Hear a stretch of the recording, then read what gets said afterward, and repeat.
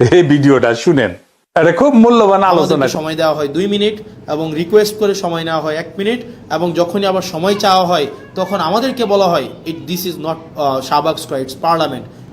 সালাউদ্দিন সাহেব আমাদের স্বরাষ্ট্রমন্ত্রী, উনি যখনই দাঁড়ান, উনি যেহেতু ট্রেজারি বেঞ্চের উনি মেম্বার, ট্রেজারি বেঞ্চের উনি, অর্থাৎ উনি এবং উনি হচ্ছেন স্বরাষ্ট্রমন্ত্রী, উনি যখনই দাঁড়ান যেই বিষয়ে ধরেন, যেমন মানবাধিকার কমিশন বিষয়ে আমাকে সময় দেওয়া হয়েছিল মাত্র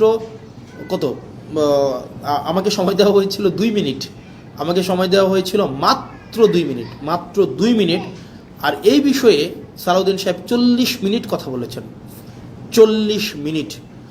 আমাদের সুপ্রিম কোর্টের সচিবালয়ের বিষয়ে আপনার 8 মিনিট কথা বলেছেন আপনার আক্তার ভাই, আসাদুজ্জামান সাহেব কথা বলেছেন অলমোস্ট 40 মিনিট।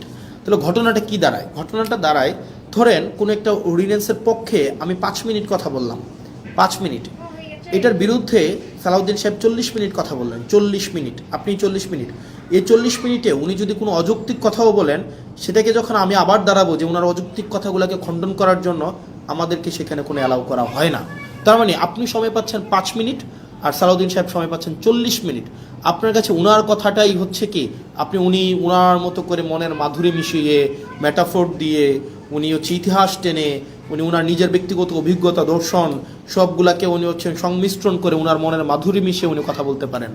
এবং সেই জায়গা থেকে আমাদেরকে সময় দেওয়া হয় 2 মিনিট এবং রিকোয়েস্ট করে সময় নেওয়া হয় 1 মিনিট, এবং যখনই আবার সময় চাওয়া হয় তখন আমাদেরকে বলা হয় this is not Shahbag square, it's parliament, which is very unfortunate. কারণ আপনি একই টপিকে আপনার মানবাধিকার কমিশনের বিলের উপরে সালাউদ্দিন সাহেব কথা বলবেন 45 মিনিট, আর সেখানে আমাকে কথা বলতে দিচ্ছেন আপনি 2 মিনিট, আপনি আমাকে 2 মিনিট কথা বলতে দিচ্ছেন। মানে এটা খুবই আনজাস্টিফাইড। যখন এটারই বিরোধিতা আমরা করেছিলাম, যখন এটাই চেয়েছিলাম যে এটার বিরোধিতা হচ্ছে, তখনই হচ্ছে আমাকে বলা হইলো যে দিস ইজ নট। এই সুন্দর দৃশ্যটা যদি ভালো লাগে তাহলে একটা লাইক দিয়ে চ্যানেলটা সাবস্ক্রাইব করে রাখ।